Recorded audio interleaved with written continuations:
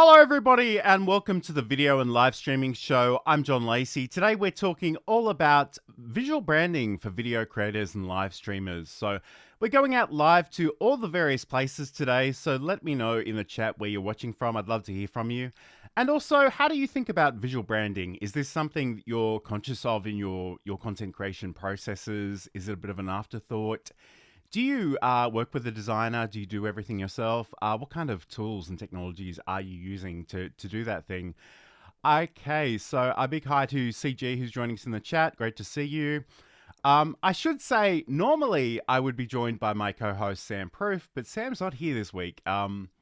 He's actually, I don't know if he's actually at VidCon or if he's VidCon adjacent, I think was what he described, but he's doing some work with the kitten rescue people. So if you do want to catch up with more of Sam, though, you can, of course, head over to samproof.tv or Cute Avalanche. His podcast is out now, Just Kitten Around. The first interview went out a couple of weeks ago, so that's something you can certainly check out on all your podcast players of choice. Today we are going to be talking about visual branding, though. So I think this is a really important subject, and I think sometimes it's a subject that people can overlook. I think sometimes it is a bit of an afterthought. So it's really, hi to Insomnia Doodles. I just, the thing about Sam is that wherever you go, there are puns everywhere. So his first interview was perfect. And I think it really was a great one. But yeah, if you love kitten puns, you'll love that podcast. So anyway, getting back to what we were talking about, so visual branding. So how do you show up, whether you're working as a business or a service or a product or an individual with a project, or indeed sort of a charitable type of arrangement like Cute Avalanche that we just alluded to. So I think it's really important to think about how the web is a highly visual medium. So for those of us that can see it, we're looking at a lot of different design elements. So we've got fonts and colors and graphical elements and photos and graphics. And I think it's really worthwhile to take a minute or longer to sort of think about how you actually represent yourself online. So that's what we're going to be doing a little bit today. I think in terms of branding is really how people think and feel about you when you're not in the room. And, whether that's you as an individual or whether that's you as an organization. There's a number of things that we can do to sort of encourage people to feel particular ways about the things that we do. But I guess the other thing too is it obviously relates to what we do as well, not just how we position ourselves. Okay, awesome. And Insomnia Doodles is saying this is going to be a great topic. Building a visual brand is very important. Consistency is very appealing. So yes, consistency is a great thing that we'll be talking about today. So I guess really in an ideal world, if somebody sees a graphic element, whether that's, your website, a video thumbnail, even just an image on social media, if they can tell by a glance that it's something that relates to you and they already have an existing relationship with you, that can be really, really useful and really powerful. And I think today we really want to talk about, how we can be a little bit more deliberate about building those associations through some of the design choices and design elements we actually use. So we'll be looking at that today. We're going to be talking a little bit about things like colors and fonts and imagery. I also want to talk about some video specific things. So building thumbnails, which I'm going to be honest with you is probably not the place where I shine, but I am trying to get better at that. But also, the video branding elements that you have available to you in programs like Restream Studio and StreamYard. So that's all coming up today. I'm just going to play this really, really quickly and we'll get stuck into our topic. Looked at the first assessment, and the first assessment was record a 5-minute video, and it was a pretty simple introduction of yourself. There was nothing exciting. I didn't have to research. It was just a 5-minute warm-up, and I freaked out. That course is still sitting in the cupboard beside me. I see that stack of papers and I almost rock in the corner. It cost me a lot of money to sign up, and I threw the whole course away. And that, of course, is a bit of an ad for my podcast, Build a Presentation Muscle. So if you want to check that out, you can head over to johnlacey.com. But I guess what I'm hoping you'll get out of that, as well as, you know, the fact that the podcast exists and that we talk about showing up and being on camera and other things, is that there are certain design elements that I try to bring to all of the things that I do. And I have particular colors and particular font choices. My logo, which is both on the screen right now and also literally on this shirt, although I always have to remember that the camera is reversed, so when I go to motion to it, it's never in the place I'm pointing to, which is always hilarious. But let's say, but that's certainly something you can think about. So, I guess really, if we start with color, like what are the colors that are consistent in your designs? So, really, different colors connotate different things. So, some colors are bold and energetic, some are more subdued. You can think of pastel colors as being perhaps a little bit more relaxing, more nuanced, perhaps. I don't really want to go on a deep dive into color theory, but I did think it was worthwhile talking about this. So this is actually Adobe Color, which if I just press this button for a second, not that button, this one over here. So that's color.adobe.com, and that is the American spelling of color. So just keep that in mind, although I suspect most of the people watching are American, so that will come quite naturally to you. But this is actually a really great place to sort of explore some colors, and you don't actually need to be a Adobe customer to do this. So the great thing about this over here on the left-hand side is we have a whole bunch of different color rules. So these are relationships between different colors. And I guess that's the thing, like it's all well and good to think about maybe having a dominant color, maybe having an accent color, but you want to think about how the colors actually interact with each other. So analogous colors are literally colors that are next to each other on the color wheel. If I were to move, I can sort of move some of these around and it will change the relationship. I can also come out to make them bolder, or I can sort of drag towards the center to make them more pastel-y and a little bit more understated. But essentially, we've got all these different relationships that we can work with. Monochromatic, so these are just different shades and tints of the same color. And again, this is actually a really useful exercise if you've never done this. And I think because I have a bit of a visual arts background, and a lot of the things that we started by doing was working with lead pencil, with charcoal. So, you know, just lighter and darker shades of the same color. And I think this is really powerful because you can try these things out. You can see how they work together. Often the place where your eye is automatically drawn is sort of where the darkest dark and the lightest light hit each other. Yes, Insomnia Doodles is already alluding to something I'll mention in a second, so just bear with me. But certainly you've got the triad, so these are three things that are sort of equidistant across the wheel. We've got the complementary colors, so these are things that are opposite each other on the color wheel. Split complementary, we've got a whole bunch of these. And I guess the thing that I want you to keep in mind, especially if you're a content creator that's doing stuff online, is that we probably need to think in terms of what we call hex colors, hexadecimal values, and potentially RGB. There are a whole bunch of different ways of describing color on the web, and I do have a web design background, and I won't get too technical with you today, but the important thing is that you know what these, once you choose your colors, you sort of understand how to reference them in different pieces of software, because we kind of want to make sure that we're using those same colors again. So yes, let's talk about accessibility though, because that is the thing that that Insomnia Doodles alluded to. So let's bring this one up. Okay, that's not quite the one I was looking for. Let me try again. So having colors next to each other can make it harder for colorblind folks to see the contrast. So that's another useful thing to keep in mind. Absolutely, and I guess let's talk about color contrast, because certain brands that shall remain nameless have done this thing in the past where they think it's really elegant to have very light gray text on a white background. And I'm telling you, unless you have really, really good vision, that's going to be a problem. A lot of people won't be able to read that. So another great website that I like to talk about from time to time, because it is quite useful, This is actually 0 to 255. So here we can actually, this is a really simple way. You can either come in here and select a color, or you can actually reference it if you know the hex color, RGB, or HSL, which is the hue, saturation, and levels. But essentially, the thing that this does, which is so easy and simple, if I click on a color, it will give me all the tints and shades of this particular color. And I can actually come in here and change the type that I like. If I by default, I'd probably work with a lot of hex colors, but if I wanted to find RGB versions, I can do that as well, or HSL.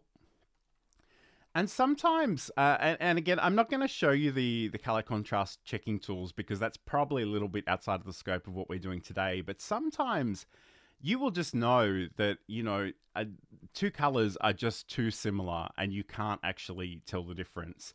And maybe you need to change the colors, but maybe you just need a darker version and a lighter version. And I always, you know, I try to think in terms of going, you know, dark on light or light on dark.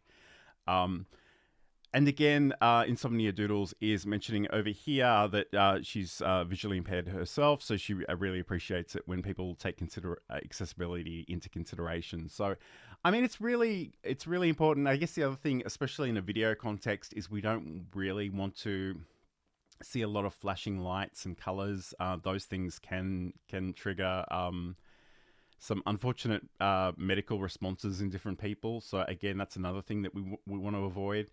But again, this is just a really cool tool, and I've been using this for many years, and I absolutely love it.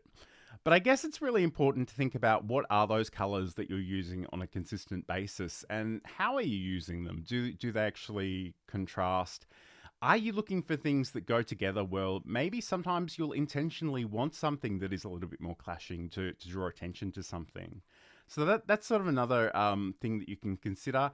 I guess the other thing too is that a lot of the associations we have with different colors may be cultural. So they might not exist in the same way in other contexts. So, you know, whether it's Western versus Eastern or America versus China, there are all kinds of things that could potentially go on there. So it is important to keep that in mind.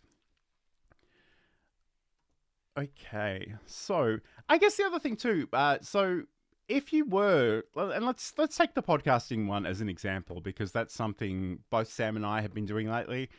If you go and look at all the podcasts that are about your topic and you see that everybody's using orange, you kind of, as a dominant color or a background color, or, you know, an accent color, if you will, you kind of have two choices at that point. You can say, okay, I want to fit in, so I'm going to use that orange as well, or I want to stand out, so maybe I will go dark blue.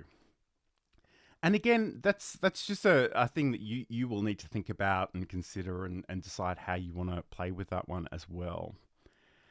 I guess the other thing too is that I feel like I keep preferencing everything I say with the other thing, but a lot of these things are popping into my mind as I go ahead, so I hope you'll forgive me. But black, grey, and white are definitely important things to use in your designs. And I guess in some ways, you know, we talk about white space as being empty areas of our design. So we don't really want to clutter everything. And I see this a lot, especially if we go back to that podcasting artwork example.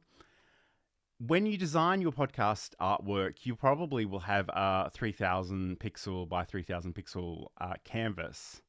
And that's great on your computer screen. That will look massive. The problem is when people look at this on their phones, it will be tiny. And you really need to think about what are the most important things on that screen. And they're probably, you know, maybe they're a graphical element, but they're likely to be the name of the podcast.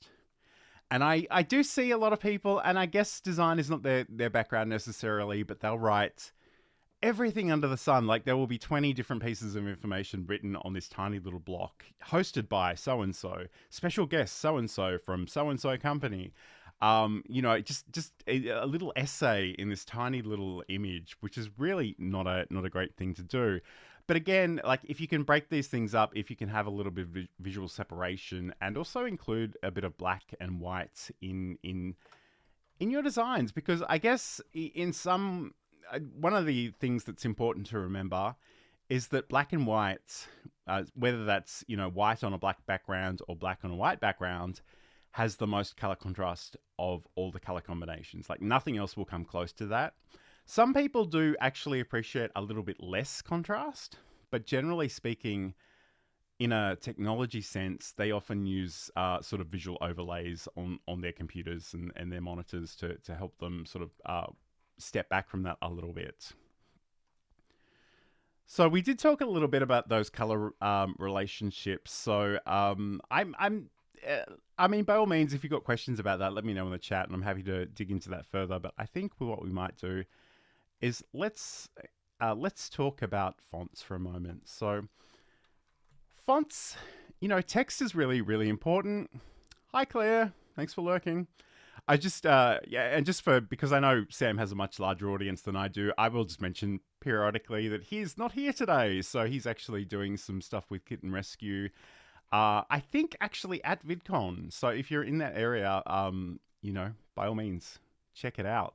You might run into him over there. But today, we are talking about visual branding for content creators, for video creators, live streamers. And we've spoken a little bit about color. We're going to talk now about actually working with different fonts. So I think text is really important on all kinds of levels. And I could probably talk about that in itself for days, and I will resist that particular urge. But again, let's just as a way of thinking about this, I think one of the problems is that, and again, this may not relate to online creators so much, but one of the things I often see is that people will, they'll have a particular, they might create posters and brochures and business cards, and then they'll go, oh, I don't have a web version of that font, so I'm using something else online. And there's a bit of a disconnect there. So one of the great resources out there is Google Fonts. So you can actually come in here, you can use these as web fonts, you can download them to your computer, and you can work with them in that sense as well. You can sort of type something in here. So all right, Sam is at VidCon. And you'll see that exact thing here in all the different fonts. But I guess the other thing too is we have different categories. So we've got serif fonts. So serif fonts, and if I take off some of these, it'll give us those examples. So serif fonts are those ones that have little embellishments on the ends of the letters. So I guess the classical example is Times New Roman. So those are quite traditional. And again, if you've got a brand that is a traditional brand and you want to sort of invoke some of those more traditional things, you can certainly use a font like that. We do also have sans serif fonts. So these are sort of more simplified letter forms. So they don't have those extensions on the end of the letters. We do have display fonts. So these are a little bit more fancy. And these are lovely. They have a lot of great... they've got a lot of visual appeal, but they can be very busy. And I highly recommend that if you do use a display font, that you use it in moderation. Because I've seen live streams where every comment comes up in a graffiti font, and it looks kind of cool, but it's almost impossible to read. So again, if you are picking one of these, I mean, especially if we look at this one here, Kablamo, which is a great name for a font. And at a large size, you know, maybe that's okay. Maybe we could work with that. But certainly I really wouldn't want to be reading paragraphs of text in this font. I think it would be too much. So in some ways, I'm, you know, by all means, if you want to get a little bit fancy with your headings or your title, think about those display fonts. But generally speaking, I would probably stay away from a lot of the display and handwriting unless you have them for that specific purpose. I'm a big fan of actually a font called Open Sans, which is actually from Adobe. And they have the really nice thing about this is they actually have a whole family of fonts here. So we've got light versions, we've got italic versions, we've got regular, medium. You know, you've got a lot of variation here to work with, which is really, really good. So yeah, I guess like in some ways, think about, you know, what your fonts might be saying about you and your brand, because it could be a thing where maybe you're trying to be a very, very serious brand and you've got a very lighthearted font, or vice versa. And I must admit, I just love the retro gaming feel of this press start 2P, 2-player. I love that. That's very nostalgic. I enjoy that. And of course, we've got handwriting fonts and stuff. So again, it doesn't really matter too much what you use, but I just think you should actually be a little bit conscious about how you use it. And Insomnia Doodles is actually recommending a font, so I don't know if it's actually on Google Fonts, but I'm going to search for it. No, okay, it's not on this one, but I will check that out after the show because I'm curious to learn more about that font.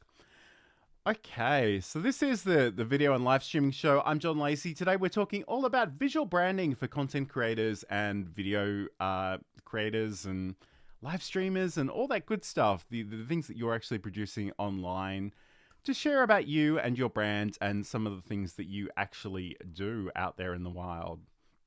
So I guess, and again, this because I'm going solo today, this is going to be a slightly different show. But if you've got questions or comments, let me know in the chat.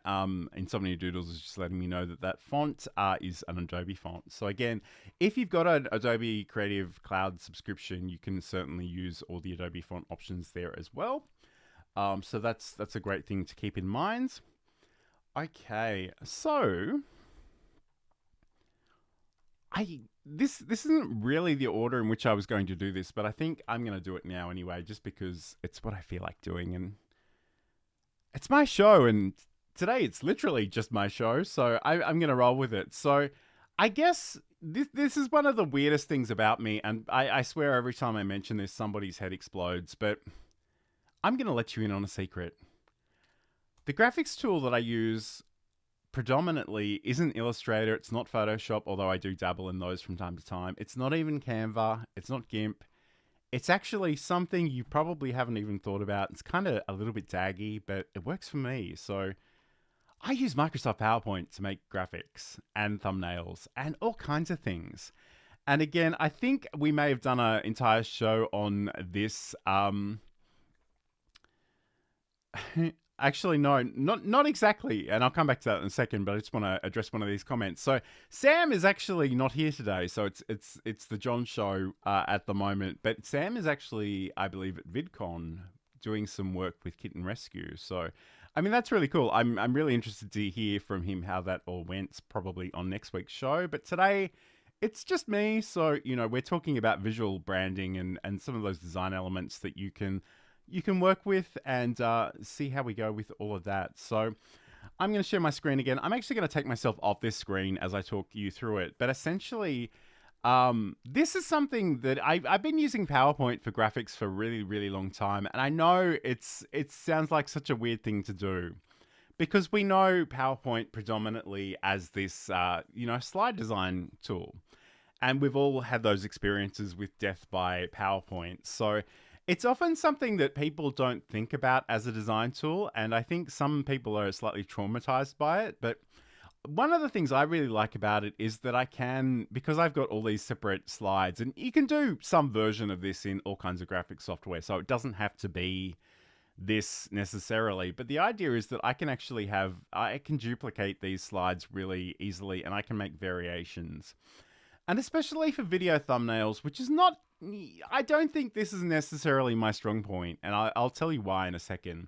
But the nice thing about this is that I can duplicate these, and I can, there's a pretty good example actually, because there was a graphic I had for a post on LinkedIn, and then, I recycled that a little bit and included Sam for the show that we did about this specifically.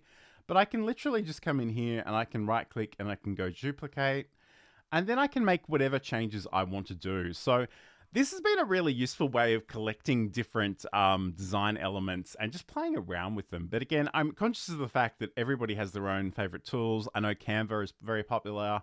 You could certainly do stuff like this in the Adobe Creative Suite. You could use I'm kind of blanking on the name, but whatever the Apple equivalent of Microsoft PowerPoint is, you could do that as well. So yeah, I mean, the thing I like about this though is that I really do have all these things ready to go, and I can copy and paste and reuse different elements. So again, this is a slide, and I might just get rid of that gray bar on the bottom of my screen so you can see this a little bit better. and maybe the logo as well. Okay, so essentially this was a pretty standard arrangement for my earlier show, Coffee and Content.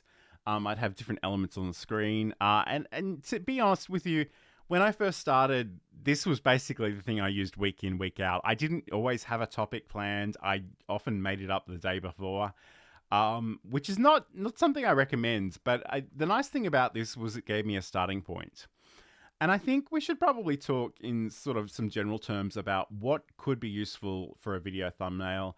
And we know that if you're producing any kind of video, whether it's YouTube Shorts, whether it's YouTube videos, whether it's live streaming, things on all of the platforms, you do have an opportunity to create a thumbnail. And I think it's a really good way of appealing to people's interest. Try to get their attention.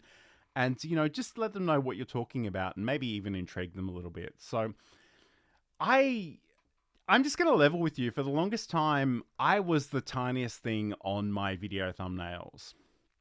And that was simply because I was self-conscious about being on camera. I didn't like the way I looked, and I would put myself as this tiny little dot in the corner. And one of the things that actually Sam said to me was like, you can't even register that is a person on a phone. Like, it is just so small. And I kind of needed to just get over that and, include myself more prominently in these things. And I think it can be useful to include some text on your video thumbnails as well. But again, don't overdo it, because again, all of these things are going to get very, very small on different devices. So keep that in mind. One thing I might show you, just really for the hell of it, I'm gonna create a new blank slide. And I guess the other thing too, because I literally was so self-conscious about being in front of the camera, was that I didn't even want to take more photos of myself to actually to create these thumbnails in the first place, even though, it was obviously a very important thing to everything I do. So I'm going to show you this really briefly. And this will be an interesting behind the scenes look, because you'll be able to infer some of the magic that happens here. But anyway, so here I am. This is just a photo of me that I took literally in front of this camera that I'm talking to you via now. I'm there. I'm in front of my green screen. My green screen doesn't cover the entire camera width. There is a little bit of magic that prevents you from seeing most of this stuff ordinarily. But I just wanted to let you know, if you go up to picture format, there's actually an option here called remove background. And this is kind of amazing. Like, it boggles my mind how good this is. So the areas that have been marked purple here are the areas that are going to go, which in this case is much too much. So I'm going to actually come in here. I'm going to click this mark areas to keep. I'm going to just draw some very basic lines over myself. And I'm going to take out anything that's, and again, like, it doesn't have to be that sophisticated. It will figure it out pretty easily. And now, like, it's probably worthwhile to actually zoom in a little bit and do this properly. But now if I go keep changes, I'm suddenly there, completely removed from my backgrounds. And I know all kinds of design tools have some version of this. There are AI tools that will do this. I'm sure Canva would probably do this. You can certainly select objects in different ways in Photoshop, for example. So, I mean, there are all kinds of different ways to do that. But again, I feel like this is one of those activities that could be really useful to do in a batch sort of way. So take 40 photos of yourself in different poses, different outfits, and then you'll have them there and you won't need to think about it the next time you actually need to design something. So from there, I actually often have different design elements. You'll see that, this gradients behind me is something that I use pretty consistently. I'm using that Open Sans extra bold fonts pretty extensively. Occasionally, I will do things with this sort of gold and black arrangement as well, and bring things in there as well. So I should note too that this, and again, I'm sure everyone thinks I'm mad at this point, and that's fine. I get it.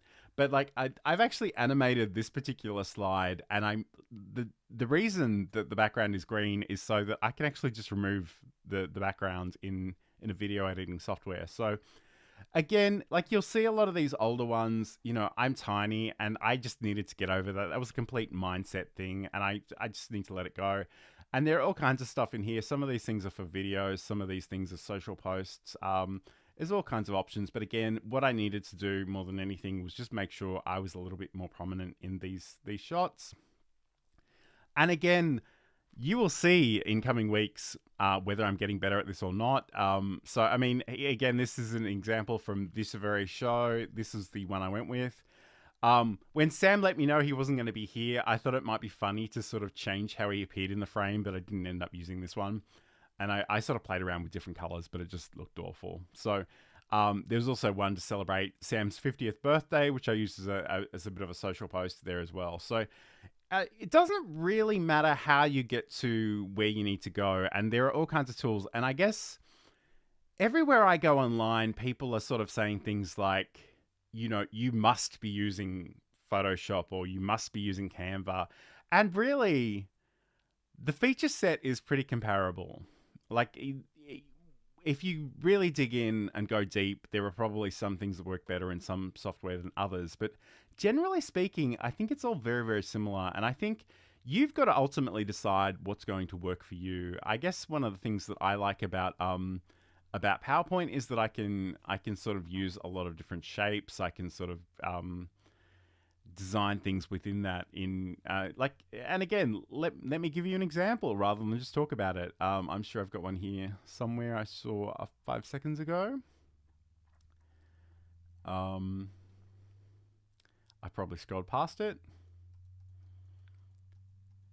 but just bear with me.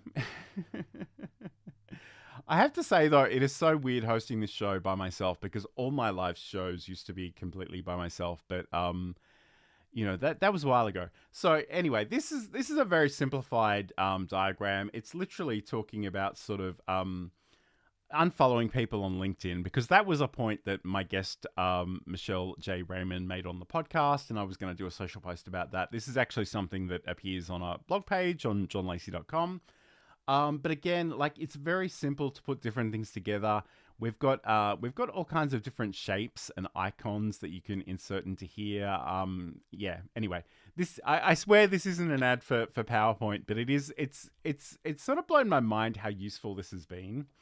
So anyway, enough about that. This is the video and live streaming show. I'm John Lacey. Normally I'd be joined by Sam Proof. Sam is actually at VidCon talking about kittens, which is something he does quite a bit of, and I'm sure many of you know that already.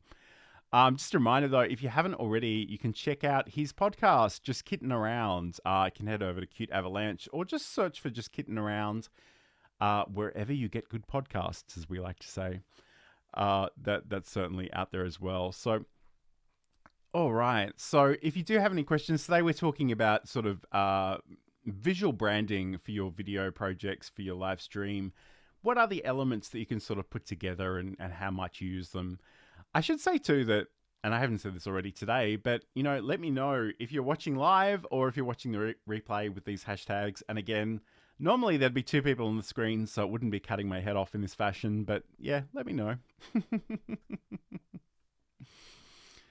No worries. Okay.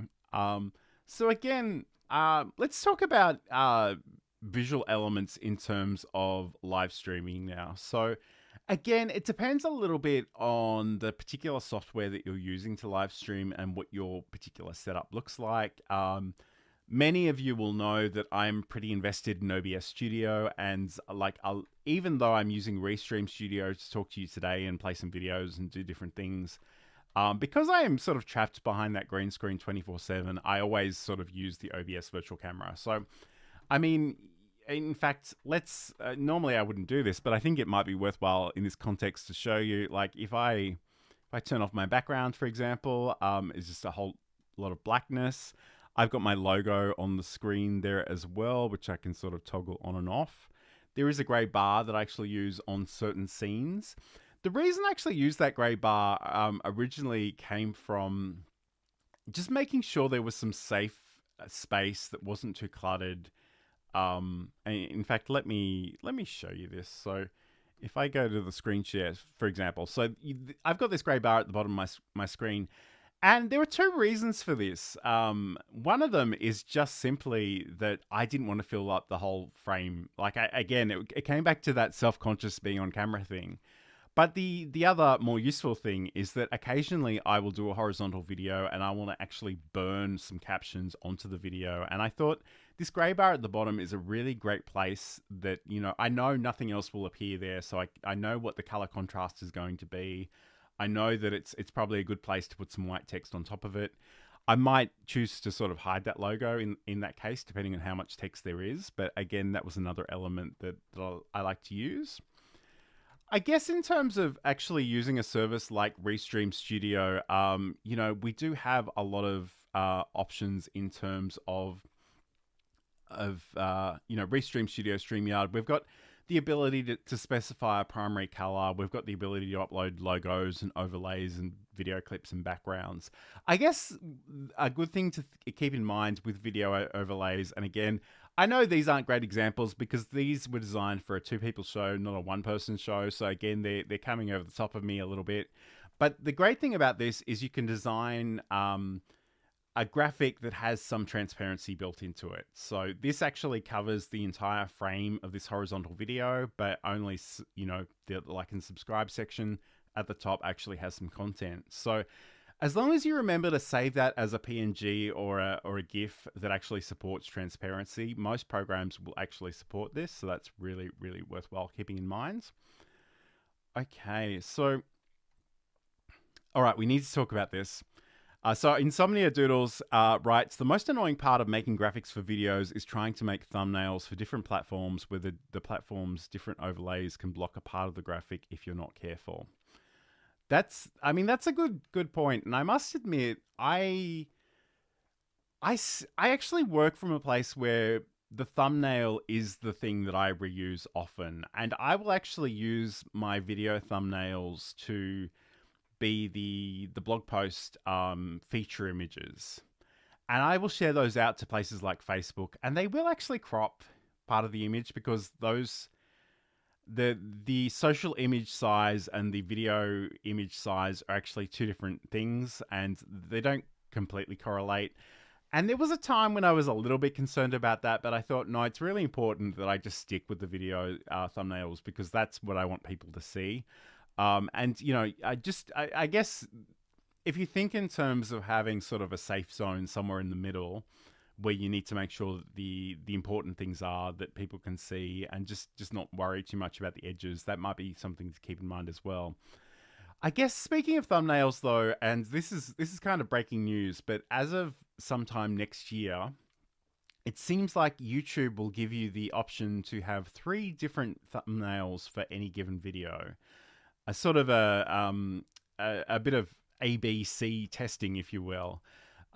Which, you know, Sam told me yesterday, and I was like, Sam, do you know how hard it is for me to design a single thumbnail? And now you want me to design 3 for each video? Too soon, mate. Too soon. But anyway, that apparently is a thing that's coming. So again, whatever sort of graphics tool that you're using, if you can actually create some variations, you know, that can be a great thing to explore because we don't always know, like, and it's a great area of angst for most YouTubers. Like, we don't know why things work and why they don't work. And sometimes you will spend a month making the greatest video of your life and it'll get two views and then you'll post some outtake for 30 seconds and it'll just take the world by storm. There are a lot of different factors in terms of the video title, the description, hashtags, keywords, you know, whether it's got closed captions or not, the different thumbnail you use. And it can be kind of maddening. And I'm trying very hard not to dwell too much on that myself. Like, I just need to keep making some videos. And as much as I do like live streaming, I kind of feel like I should be making more recorded videos, more edited videos. So again, yeah. And, you know, Insomnia Doodles knows where it's at. There is indeed a lot of work behind the scenes. There really, really is. So I guess, you know, if you've enjoyed anybody's content, and I'm not necessarily fishing for anything right now myself, but if you've enjoyed anybody's content, let them know. You don't know how much a nice compliment that's strategically placed can be the difference between somebody showing up and somebody just giving up completely. And it's funny on LinkedIn, somebody I have a learn live streaming newsletter on LinkedIn. And somebody wrote the most amazing, beautiful, encouraging thing on that newsletter.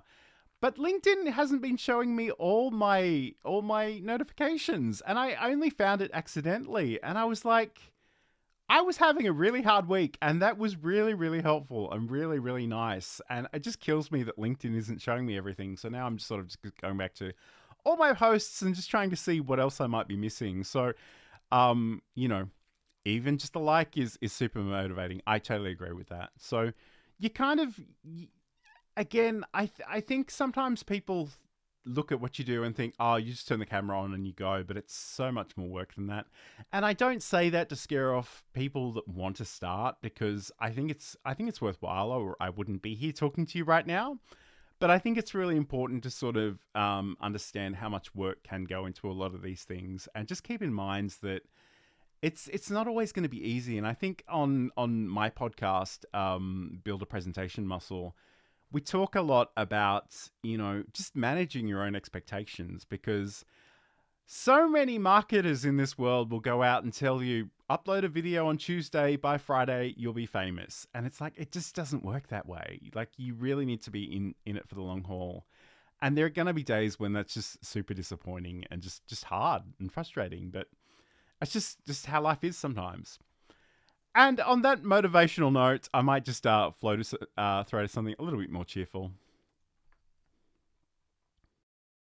I'm John Lacey, and in Build a Presentation Muscle, I want to talk about finding your voice, refining and sharing your message, using tools and technology to share that message, and looking after yourself as a creator.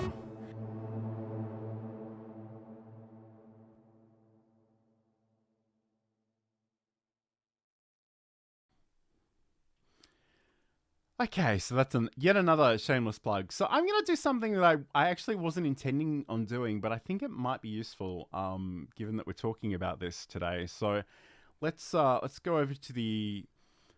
Okay, I've got a bit of inception here. Okay.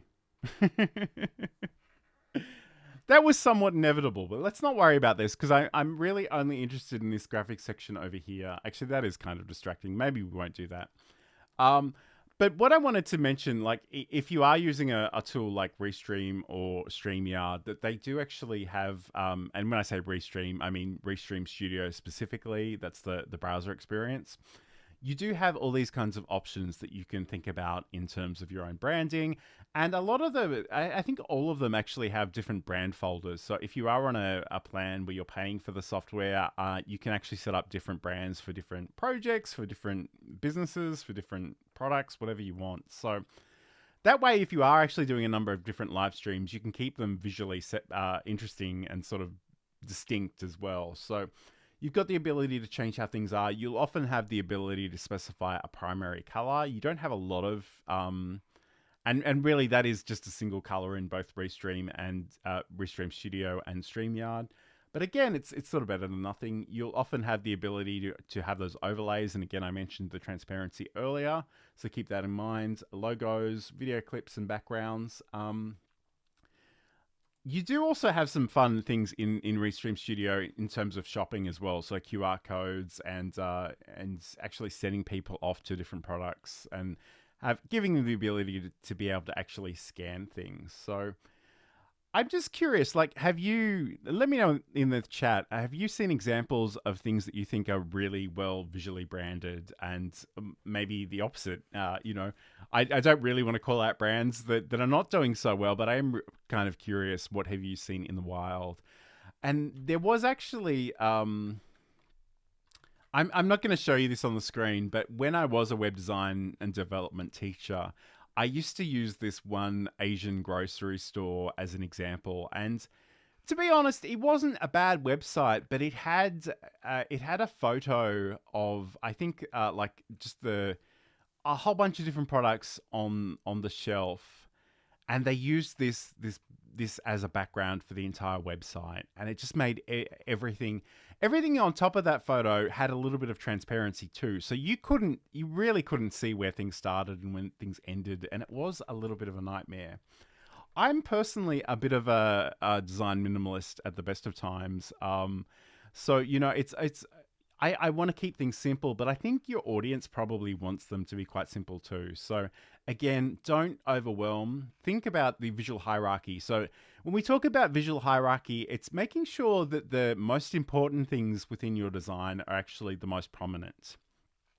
So, if there is a title there, or maybe the name of your podcast, that probably should be the largest text on that design. If you do have a picture of somebody and they're the focus of that piece of content, you probably want them to be quite large within the frame. And again, you can't fit everything into a given canvas. So you need to make these decisions. You need to be a little bit conscious of the things that you're including and maybe the things that you're taking out, just to make sure that the design is coherent and works. And I guess, we sort of mentioned consistency earlier. So are you using the same fonts on everything? Are you, because there's nothing worse. And I know it's so tempting, especially if you're a beginner, to want to go and use all the colors and all the fonts and all the flashing clip art and all of the things. And it's a bit of a problem. So again, just think of a handful of elements that you might like to use and reuse in your designs. So keep all of that in mind. I guess one other thing, like I did want to talk a little bit about having a logo, and this is probably not necessary for every project. It's probably not necessary for most projects. It will depend a little bit on what you're doing. So keep that in mind. But I think, obviously you can see I've got my John Lacey logo plastered on everything I do, including this show as well. Obviously, Sam has particular graphics that he uses for Cute Avalanche and for samproof.tv as well. So it's really about sort of setting up some expectations and showing people, just giving them some clues when they scroll past a whole bunch of information and that they look at yours and go, oh, I know that person. I know what they're talking about. I can make a choice about whether I watch this now or later or skip it.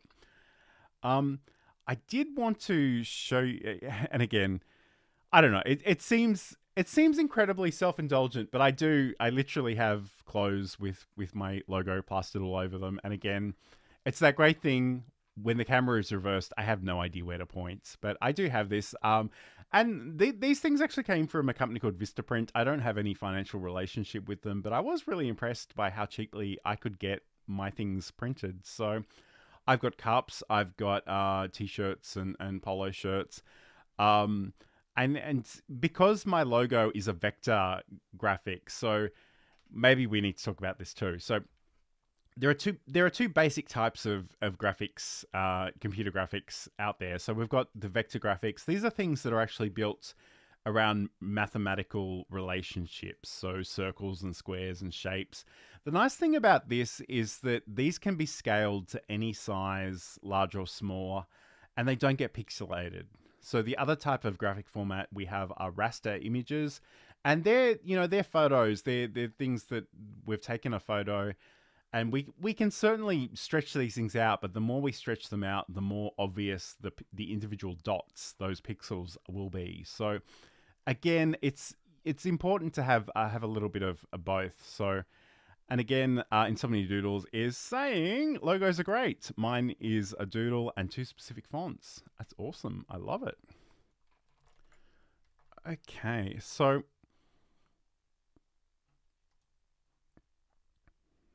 let me just see. So I guess the other thing too, like if we think in terms of actually, I'm going to just move something over here just to show you briefly. Okay.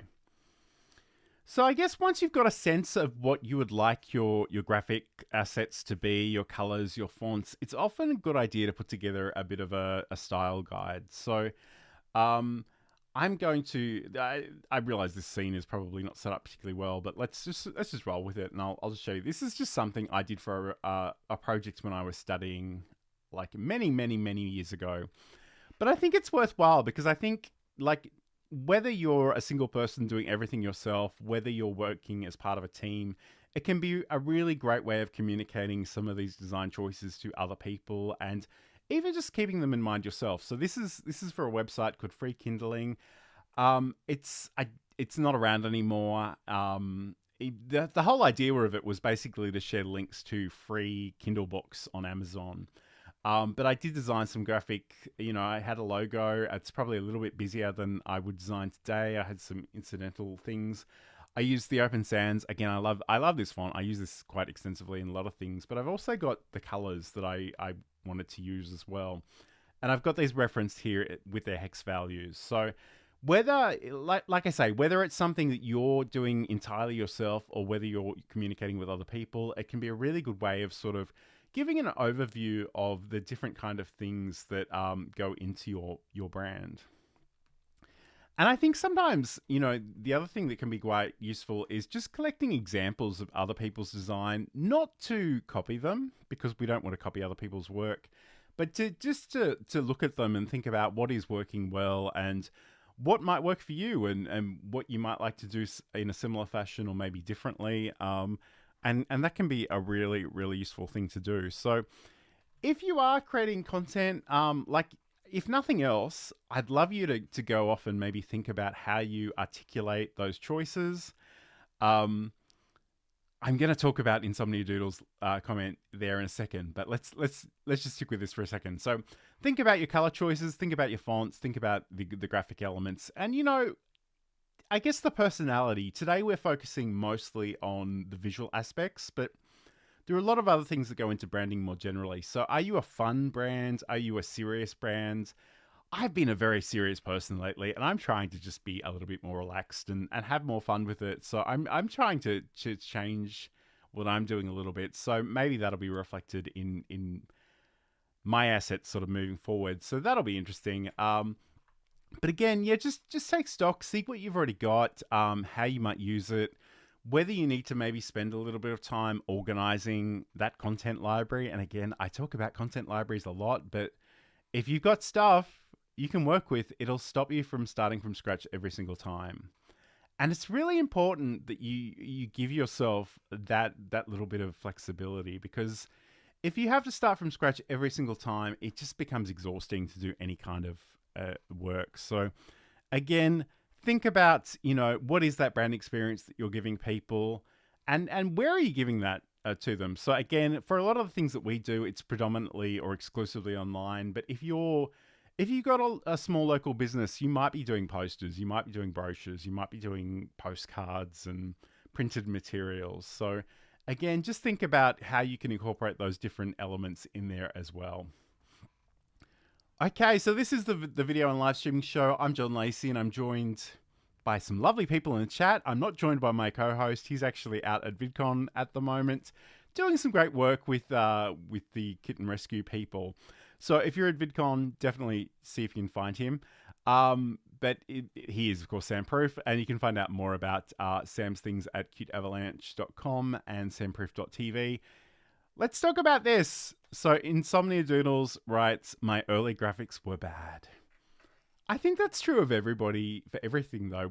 Nobody starts out and is immediately perfect. And I guess sometimes it can be really hard to appreciate that, no, actually, you've spent the last 15, 20 years learning stuff that now helps you create things more easily. And it's funny. I've got, I don't know if I've got it handy, but I do have some screenshots of, in fact, I know where it is. I will show you. It's popped in my head. So, I mean, I don't know if any of you have actually seen my website. It's at johnlacey.com. But I just want to show you because I actually have a Behance profile. And I haven't touched this profile in a million years, and there are some weird, wonderful things on here. Let's have a look. So again, it looks like I can add a banner if I ever get around to that. So there are a whole bunch of different things on here that I've done over the years, but what I want to show you, this is how my website looked like a million years ago. And it was like, it's always been a WordPress blog. It's been very simple. I went out and got a particular theme. I designed this probably in, I want to say, GIMP. I had this particular photo, and it cracks me up that this is the one that I used because it was, I'm not even looking at the camera. I don't know if it caught my whole face because I was determined to only use a part of this for some reason. But it was just a quick shot from a web camera. It wasn't very good. Like, this is really how basic. And again, I used to do a lot of artwork. I haven't done art in a million years, but I used a particular theme. So, I mean, you know, we all started in some pretty ordinary places. There's no shame in that. I mean, I think the shame really is in giving up when you could keep going and actually learn stuff. So, I mean, by all means, whatever you're doing today is a really good chance in 6 months, a year, it's going to be so much better than it is right now. So that's just something I think we need to be okay with. Because, you know, it's... And I say that as someone who has some real perfectionistic tendencies. So I just, you know, wherever you are, it is totally okay. And like, just keep going. Really. You don't need to feel bad about any of this stuff. So I guess those are probably the main points that I wanted to cover today. We do have a little bit more time though. If you've got questions or comments, let me know in the chat. While we're doing that, I might put this back up on the screen. I can cut my head off again. But like and subscribe this wherever you're watching. We love that kind of feedback.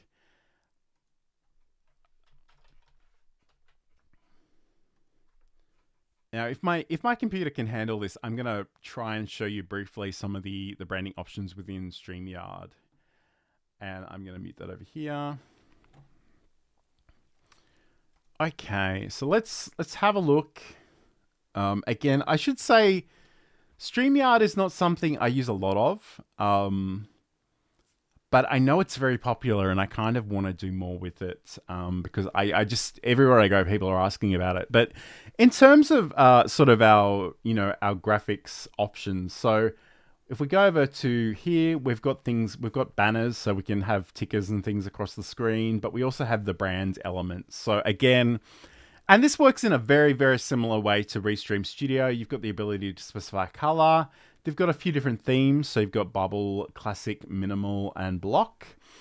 I might even just take myself out of this shot so you can see this a little bit better. You can just show the display names. You can include a logo. I'm actually working with the free version, so I can't change the StreamYard logo. But if you pay for this, you certainly can. You've got the ability to upload those overlays as well. So, and again, if you hover over the question mark, it'll give you all the information you need about the file format and the size. So, they're recommending 1280 by 720. I probably would just design it 1920 by 1080 myself, but again, I imagine this probably all scales very nicely. And again, it looks like you can actually upload GIFs, but you've got to make sure that they are no larger than 3 megabytes. You've got video clips, you can loop those potentially. You've got background options there as well. And I guess, you know, if you wanted to, you could use the background music, but I don't know. That's another thing I probably would caution a lot of people against using, just because it can be a little bit distracting to have music sort of playing in the background all the time. Because I don't know about you, but sometimes I will watch things or listen to things like that, and I will realize I'm completely invested in the beat of the music and I haven't heard a single word the person has said. So, you know, just keep that in mind. But certainly, whether you're using Restream Studio, whether you're using StreamYard, you have those opportunities. If you're using something like OBS Studio or Ecamm, you can do literally probably anything you like. So you can think about your interface a little bit more holistically in that sense. So this has been the video and live streaming show. Thank you so much for joining me today. I haven't done a whole hour of streaming by myself in the longest time, and I was a little concerned I wouldn't be able to pull it off. So thank you for joining me. Thank you to the people in the chat, Claire, Insomnia Doodles, CG, and a few other people as well. It's great to have your company. I really appreciate it. If you want to check out anything that Sam is up to, again, check out the podcast, Just Kitten Around, at cuteavalanche.com, or just search for Just Kitten Around in your podcast app of choice. You can also head over to samproof.tv to find out what else he's up to. And if you want to check out anything I'm doing, you can head over to johnlacey.com. Have a great day. Have a great weekend. We'll be back at the same time next week to talk about something else. And we really look forward to your company. So until then, hit that like button, hit subscribe, and we'll talk to you again soon.